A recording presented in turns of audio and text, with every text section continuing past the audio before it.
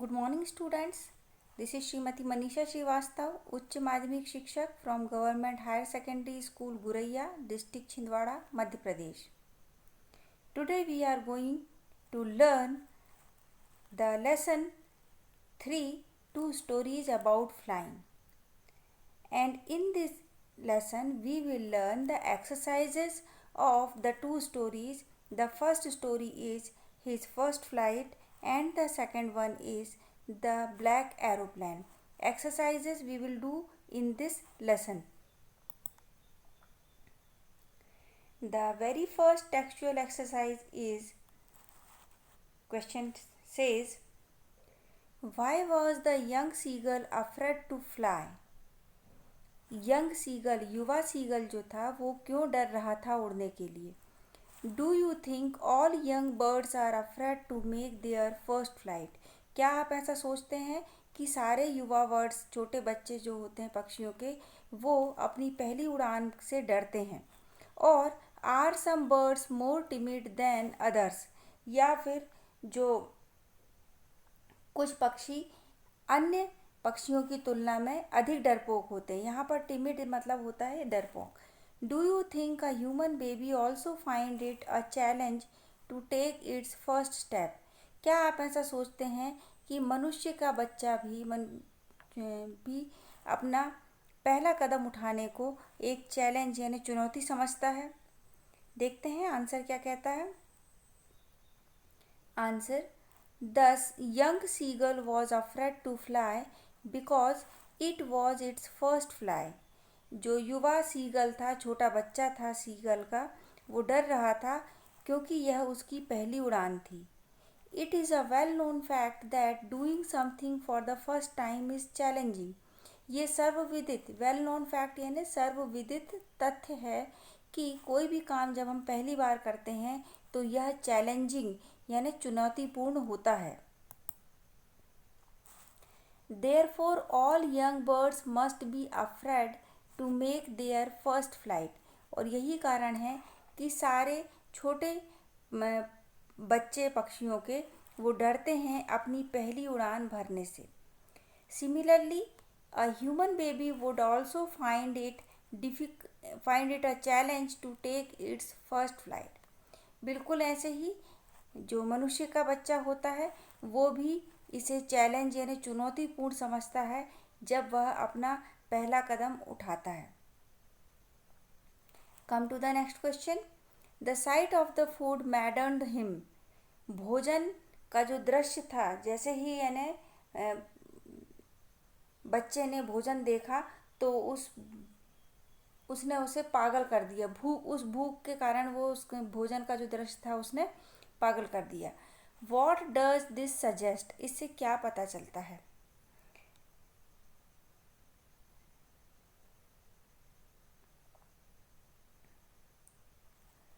What compelled the young seagull to finally fly?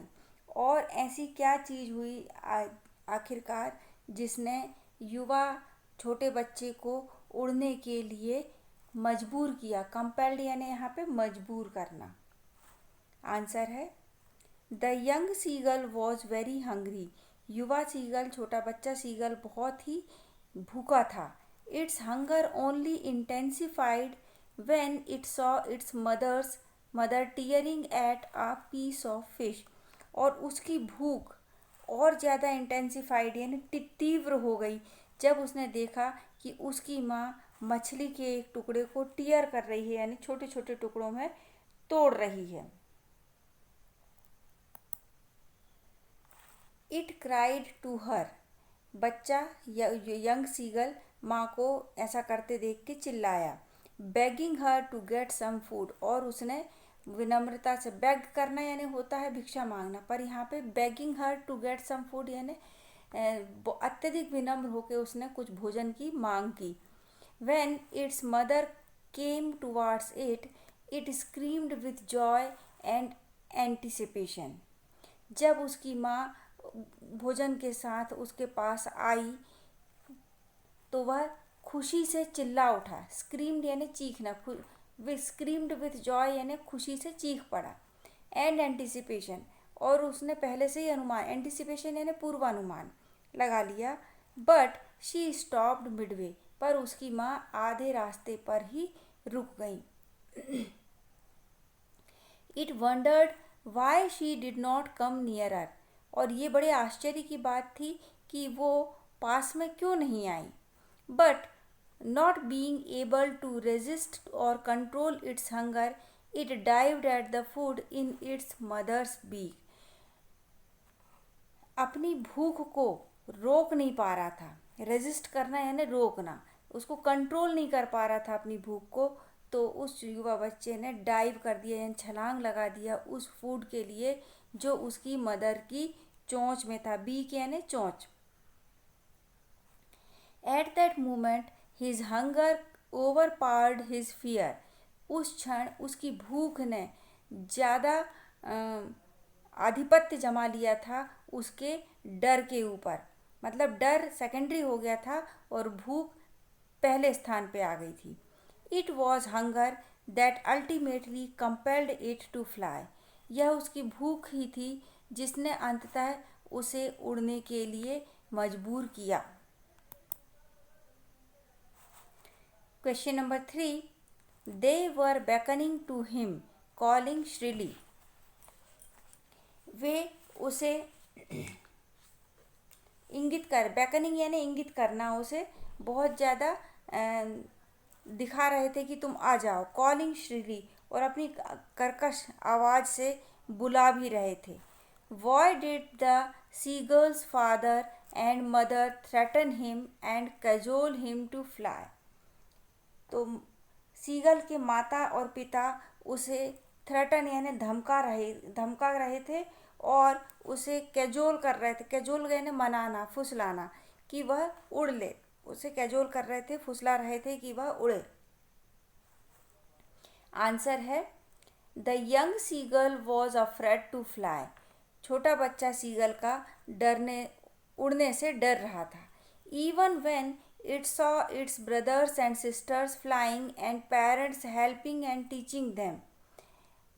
जबकि वह देख रहा था कि उसके भाई और बहन उड़ रहे थे और उनके माता पिता उन्हें मदद भी कर रहे थे और टीच यानी सिखा भी रहे थे कि कैसे उड़ा जाए। It could not gather enough courage to fly। इतना देखने के बाद भी वह साहस नहीं जुटा पा रहा था कि वह उड़े। That is why its parents were calling to it shrilly and scolding it।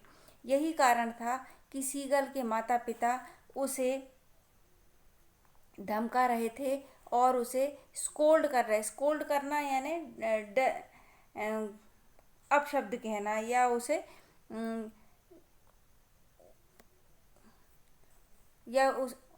उसे बहुत ज़्यादा इस तरीके से कहना कि नहीं तुम उड़ सकते हो। स्कोल्ड करना यानी होता है अपशब्द कहना, कि ताकि अपशब्दों से थोड़ा सा उसमें साहस उत्पन्न हो जाए या वो डर के उनके शब्दों को सुनकर अपने आप को उड़ने के लिए तैयार कर ले। They threatened it to let starve on its ledge if it did not fly। उन्होंने उसे बोला कि यदि वह नहीं उड़ता है तो उसे अपनी लेज पर, लेज यानी होता है कि अपने स्थान पर, कॉर्नर पे जहाँ पर वह बैठा था वहीं पर उसे भूखे मरने के लिए, स्टार्व यानी होता है भूखे मरना के लिए, छोड़ देंगे यदि वह नहीं उड़ता है। Because they wanted it to leave its fear behind and learn to fly. वो ऐसा इसलिए कर रहे थे क्योंकि वह चाहते थे कि बच्चा अपने डर को वहीं पर छोड़ दे और उड़ना सीख जाए। और इस तरीके से माता पिता की कई कोशिशों के बाद यंग सीगल ने उड़ना सीख लिया था। Now come to the next part of 2 stories about flying. The next story was The Black Aeroplane. In this lesson also we will do exercise. I'll take the risk. What is the risk? Why does the narrator take it? ये आपने पिछले video में देखा होगा, एक aeroplane उड़ाने वाली story हमने सुनी थी कि ब्लैक कलर का एरोप्लेन में लेखक फ्लाई करता है और रास्ते में उसे तूफान मिलता है। तूफान भरे बादलों से वह किस तरीके से अपने ओल्ड डैकोटा से उड़कर अपने घर पहुंच पाता है, उसकी स्टोरी पढ़ी थी। उस स्टोरी में ही जो क्वेश्चन बनता है, I will take the risk, what is the risk, मैं रिस्क यानी खतरा लूँगा। वॉट इज़ द रिस्क, खतरा क्या था। Why does the narrator take it, लेखक यह खतरा क्यों लेना, जोखिम क्यों लेना चाहता था। नरेटर यहाँ पे यानी कहानी सुनाने वाला, कथाकार। The risk was to fly through the black storm clouds, जो रिस्क था, what is the risk, risk जो था कि काले बादलों के तूफान के बीच से उड़ान भरना एरोप्लेन से। The narrator took the risk because his home was beckoning him, narrator ने, कथाकार ने यह रिस्क ली, जोखिम लिया, क्योंकि उसका घर उसे बुला रहा था। यहाँ पे beckoning हिम यानी बुला रहा था। He was dreaming of his holiday and looking forward to be with his family. वह अपनी छुट्टियों के बारे में स्वप्न देख रहा था, सोच रहा था। And looking forward to be with his family, और वह यह भी सुखद सपने देख रहा था कि वह अपने परिवार के साथ होगा। नेक्स्ट क्वेश्चन है, describe the narrator's experience as he flew the aeroplane into the storm. आप लेखक के उस अनुभव का वर्णन करें जब उसने एरोप्लेन को स्टॉर्म यानी तूफान के बीच से उड़ाया। आंसर है, as the narrator flew into storm everything went black. जब नरेटर तूफान के बीच से उड़ा, हर चीज़ काली हो गई थी। It was impossible to see anything outside the plane, plane के बाहर कुछ भी देखना असंभव था। The plane jumped and twisted in the air, plane एक तरीके से जंप किया, प्लेन ने छलांग लगाई और हवा में उछल रहा था और ट्विस्ट हो रहा था। ट्विस्ट होना यानी घूम रहा था। His compass was turning round and round, विमान का जो कंपास था, जो दिशा बताने वाला यंत्र था, वह गोल गोल घूम रहा था, मतलब दिशा एकदम भी पता नहीं चल रही थी। The other instruments including radio was also dead, जो दूसरे यंत्र थे, सहायक यंत्र जो प्लेन उड़ाने में आवश्यक रहते हैं, जिसमें रेडियो भी शामिल है, वो सारे के सारे डेड हो गए थे, यानी उन्होंने काम करना बंद कर दिया था। Suddenly he saw another aeroplane and its pilot waved at him asking him to follow. अचानक ही, सडनली यानी अचानक ही, उसने एक और एरोप्लेन को देखा और उसका जो पायलट था, उस पायलट ने वेव किया यानी हाथ हिलाया नरेटर की तरफ और उससे कहा कि वह मतलब नरेटर उस दूसरे एरोप्लेन को फॉलो करे, उसके पीछे पीछे जाए। He was glad to find a helper, जो कथाकार था, लेखक था, वह बहुत खुश हुआ, ग्लैड यानी खुश हुआ कि उसे एक हेल्पर यानी सहायक व्यक्ति मिला इस तूफान में भी। He was using his last fuel tank and there was only enough fuel to fly 5 or 10 minutes। अभी लेखक अपने एरोप्लेन का अंतिम फ्यूल टैंक यानी फ्यूल यानी होता है ईंधन, तो अपना अंतिम ईंधन वाले टैंक का यूज़ कर रहा था और उसमें इतना ही ईंधन था कि वह सिर्फ 5 या 10 मिनट तक उड़ान भर सके। Then the other plane started to go down, फिर उसने देखा कि जो दूसरा प्लेन सहायता करने वाला प्लेन था वो नीचे की ओर जा रहा है। And he landed his plane safely, और फिर उसने अपना प्लेन सुरक्षित उस सहायक प्लेन के माध्यम से नीचे लैंड कर लिया यानी ज़मीन पर उतार लिया। नेक्स्ट क्वेश्चन है, why does the narrator say I landed and was not sorry to walk away from the old Dakota. लेखक ने ऐसा क्यों कहा कि मैं उतरा और अपने पुराने डेकोटा से दूर जाने का खेद नहीं था, यानी मैं आई लैंडेड यानी मैं उतरा और मुझे कोई दुख नहीं था कि मैं अपने पुराने डेकोटा यहाँ पे प्लेन का नाम है से दूर गया। The narrator was not sorry to walk away from the old Dakota. लेखक को दुख नहीं था कि वह अपने डेकोटा से दूर जा रहा था। He had a horrific and scary experience flying that plane. लेखक को एक बहुत ही डरावना और भयानक, हॉरिफिक यानी होता है भयानक, स्कैरी यानी डरावना अनुभव हुआ था उस प्लेन को उड़ाने का। He was happy he landed safely. ये खुशी की बात थी उसके लिए, वह खुश था कि उसने सुरक्षित जमीन पर लैंड कर लिया था। लैंड करना यानी उतरना, आकाश से जमीन पर प्लेन को उतारना। तो ये बहुत ही उसके लिए खुशी की बात थी कि उसने आसमान से सुरक्षित जमीन पर लैंड किया। He wanted to know where he was and who the other pilot was. वह सिर्फ एक ही बात जानना चाहता था कि वह कहाँ है और जो दूसरा उसका हेल्पर पायलट था वो कौन है। Who the other pilot was, who यानी कौन है वो जो दूसरा पायलट जिसने उसकी मदद की। Question 4, what made the woman in the control centre look at the narrator strangely. Control centre में जो स्त्री थी उसने लेखक को किस कारण से अजीब सी दृष्टि से देखा। व्हाट मेंट यानी क्या बात थी जिसने लेखक को कंट्रोल सेंटर वाली महिला को इतना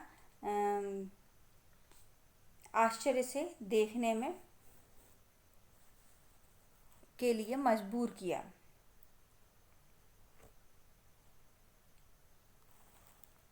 The woman at the control center looked at the narrator strangely when he asked about the identity of the other pilot.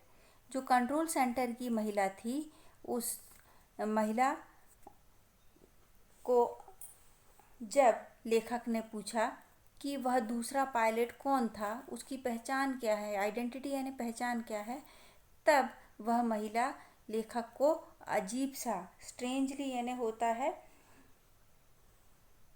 अजीब, आश्चर्य से देखा। She told him that no other plane was flying that night and his was the only plane she could see on the radar. वह बोलती है कि कोई दूसरा प्लेन आकाश में उस रात को नहीं उड़ रहा था और उसका अकेला प्लेन था जो राडार पर, राडार यानी होता है एक इंस्ट्रूमेंट जिससे ये पता चलता है कि आकाश में कौन सी चीज़ कहाँ पर उड़ रही है। उसकी यानी यदि आसमान पर हवा में कोई चीज़ है तो उसकी स्थिति बताने वाला यंत्र है, वो है राडार। तो राडार पर सिर्फ एक ही प्लेन नज़र आ रहा था और वो प्लेन लेखक का था, जबकि लेखक किसी और प्लेन के पायलट के बारे में जानकारी चाह रहा था जिसने उसे मदद की थी। तो ये महिला के लिए अजीब बात थी कि जब आकाश में एक ही प्लेन था तो कोई दूसरे प्लेन का पायलट की बात ही नहीं उठती है। क्वेश्चन 5,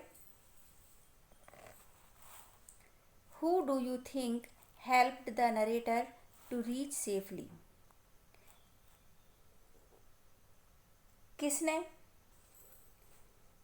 आपको क्या लगता है, हु डू यू थिंक, आपको क्या लगता है कि लेखक की मदद किसने की उसे सुरक्षित पहुंचाने में? Discuss this among your selves and give reasons for your answer. आप आपस में आप लोग डिस्कस करें और इसका कारण सहित उत्तर दें। क्योंकि इसका स्पष्ट जवाब हमको कहानी में नहीं है, तो ये हमारी संभावना है, तो हम यहाँ लिखेंगे probably. Probably it was narrator's own self that helped him to reach safely. शायद नरेटर का खुद का ओन सेल्फ यानी वह स्वयं था, उसकी अंतरात्मा ही थी जिसने उसे सुरक्षित पहुंचने में मदद की। There was no other plane as the woman at control center who could see only the narrator's plane at radar told the narrator। क्योंकि there was no other plane, वहाँ पर कोई दूसरा प्लेन नहीं था। as the woman at control center, जैसा कि वो जो कंट्रोल सेंटर की महिला थी, who could see only the narrator's plane at radar, जो सिर्फ लेखक के प्लेन को ही राडार पर देख पा रही थी। ये बात उस महिला ने नरेटर से कहा था। तो हो सकता है वो नरेटर का सेल्फ ही था जिसने उसे गाइड किया सही तरीके से सुरक्षित लैंड करने के लिए।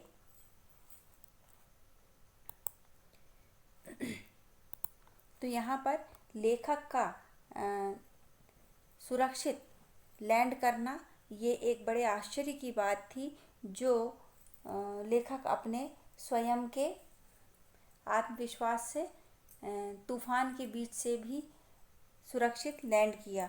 और जिस पायलट के बारे में वह जानना चाह रहा था, शायद वह पायलट उसका कॉन्फिडेंस था, उसकी आत्मविश्वास था, जिसने उसे सुरक्षित तरीके से सारे इंस्ट्रूमेंट के ख़राब हो जाने के बावजूद सही से ज़मीन तक पहुंचाया। तो आप लोग जो मोबाइल पर देख रहे हैं वो स्क्रीनशॉट ले लेकर अपनी कॉपी में ये क्वेश्चंस एंड आंसर्स को नोट कर लें और इन्हें लर्न कर लें। बहुत ही इम्पॉर्टेंट क्वेश्चन आंसर हैं ये आपके टेक्स्ट बुक के, तो इसके लिए ज़रूरी है कि आप इन क्वेश्चन आंसर को याद कर लें। एग्जामिनेशन पॉइंट ऑफ व्यू से इम्पॉर्टेंट क्वेश्चंस हैं। तो thank you, have a great day, stay safe.